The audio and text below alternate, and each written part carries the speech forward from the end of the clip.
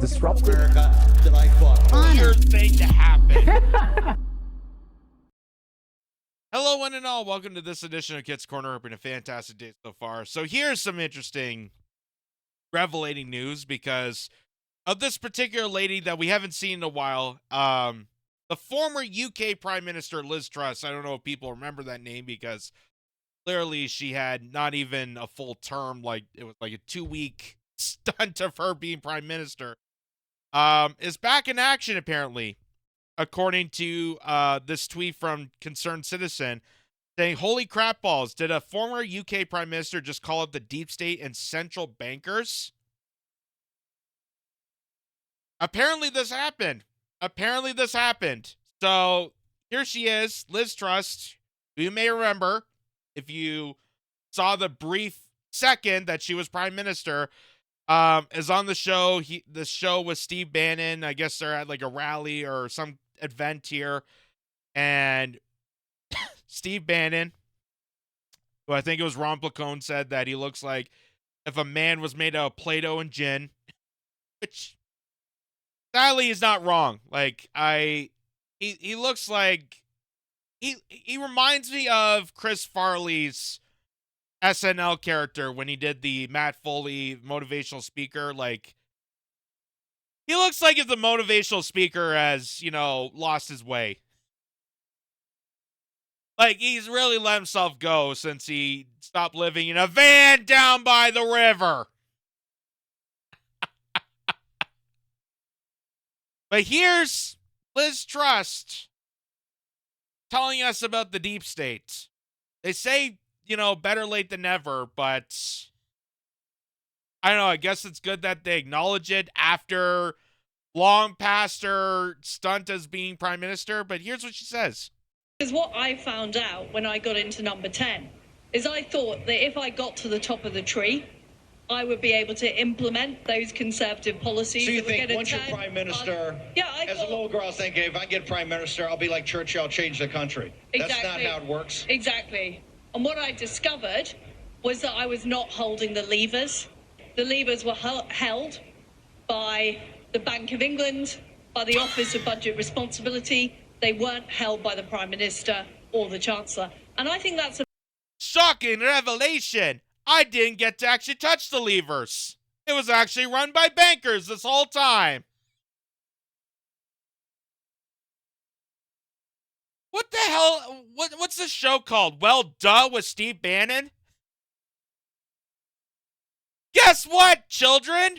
There actually was a deep state after all. All those years of conspiracy saying that there's a group of billionaires that decide the fate of humanity and existence on Earth. Well, I guess that was actually a thing.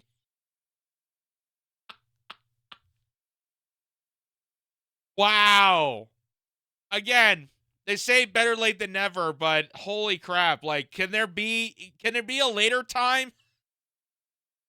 Like, it'd be more revelating if she said during office, or maybe when she was trying to climb that ladder and realize, oh, I can actually get fired, but the banker, the top bank associate at the UK bank doesn't get fired.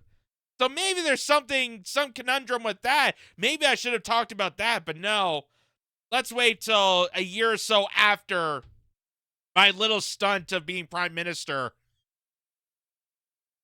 to acknowledge something that everybody already knows at this point.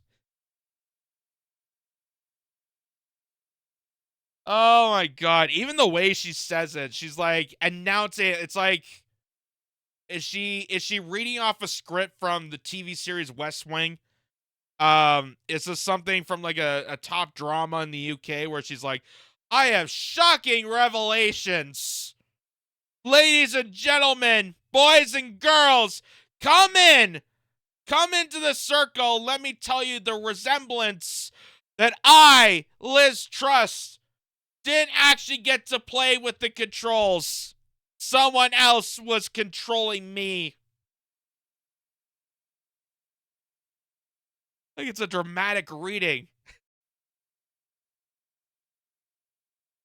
I don't know what this is. Like, I'm glad that she's acknowledging it. That's one thing. Like, at least there's someone out there outside of Donald Trump, because I think Trump was one of the main constituents in politics that actually mentioned the words deep state. I didn't hear anybody else, maybe RFK Jr. afterwards, but no one really mentioned about a deep state. And now here's Liz Truss mentioning about, deep state and power bankers and international conglomerates and billionaires and trillionaires that really control the planet, which, again, we knew since day one. So it's reveling that comes from Liz Truss, but it's not revelating news to us.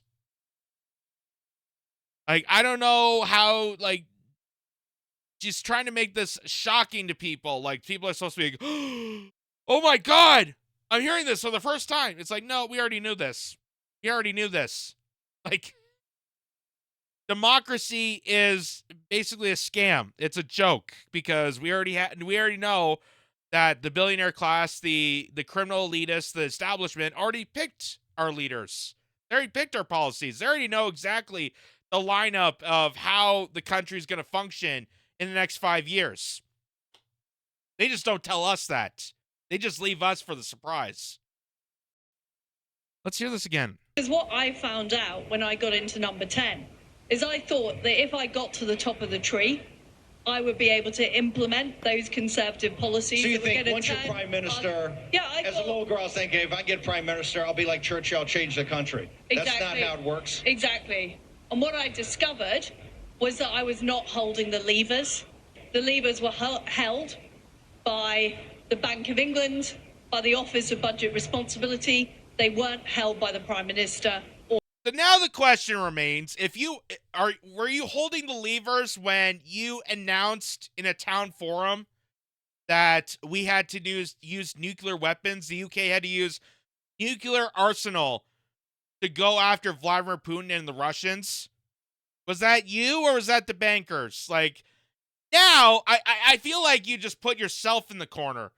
Like, you just targeted yourself by saying this. Because now that now you're just saying it out in the open, now people can question you. It's like, okay, was it you that decided to use nuclear arsenal against the Russians and Vladimir Putin and go into nuclear war? Or was it the bankers that decided for you? Like, what positions were exactly yours?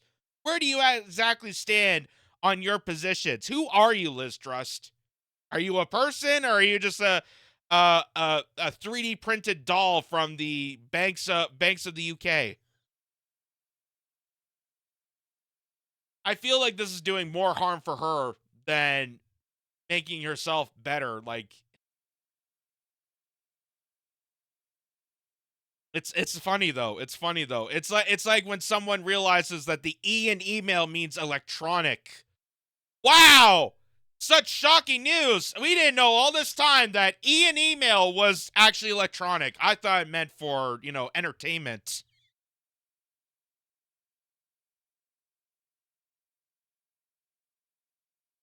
Or the Chancellor. And I think that's a massive, hold. That's a massive problem. Hang on. You're saying the central bank, the Bank of England, is one of the things that controls it. Are you a conspiracy theory person? You almost sound like Worm. You're MAGA. What I'm saying, Steve, is that if the Bank of England governor can't be sacked and the Prime Minister can be sacked, then the Bank of England governor is going to have more power than the Prime Minister. And that is a problem in a democracy. Because the fact is, the left have succeeded in infiltrating our campuses. So, I mean, she acknowledged it. That's great. That's great that finally someone with that stature has actually recognized the fact that there's a deep state. Finally caught up to us regular people that know a thing or two. Really understand the world because we've been paying attention. But it's such a weird take to the way she said it, the tone that she says it just seems like a weird take to it. Like, it's one thing to just say, yes, there is a deep state. If you look at G20, if you look at the G7 summit, if you look at Davos, like, these are all conglomerates of the deep state gathering together to decide the fate of humanity. That's why these events exist, not for our benefit, but for their benefit. Instead of just brutally being honest and saying, yes, there is a deep state and go from there. It sounds like she's campaigning. It sounds like this is a way to like gain the trust back of people. Trust is getting trust back. Maybe that's a campaign slogan she should go with. But she's trying to like reach out to people. It's like, I know this now. I feel rejuvenated. I had a moral epiphany. I went to some native village and drank some weird teas and sweat in a sweat lodge, and now I've come to terms that there is a deep state. And the bankers that are sacking the prime minister may not sack these people, and this person may be sacked and have to go through these policies and blah, blah, blah. Like, it just seems like this is a more of a PR deliberate stunt for some sort of campaign in the future. Like, maybe she's trying to weasel her way back into politics. Maybe she's trying to hold a populist stunt. I don't know.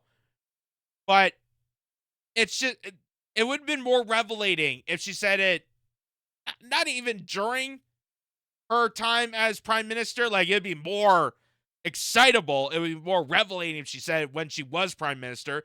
But even just like right after the fact that she got stepped down, side-slided by the UK bankers, because that's pretty much what it comes down to. She was fired by the establishment.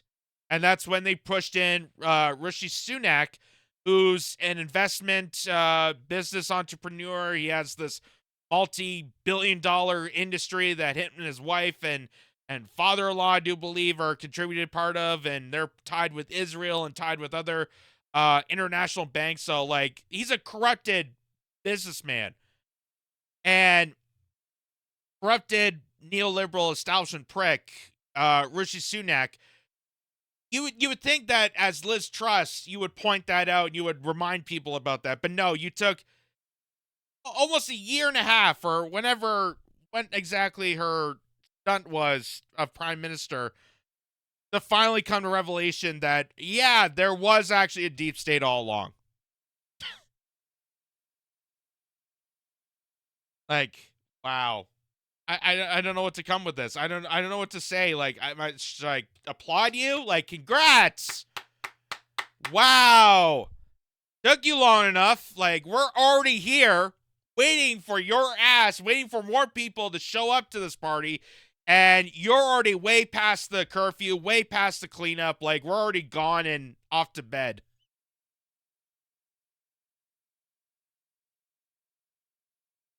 But the saying goes, better late than never, and I guess Liz Truss can at least say she said it. That's one thing.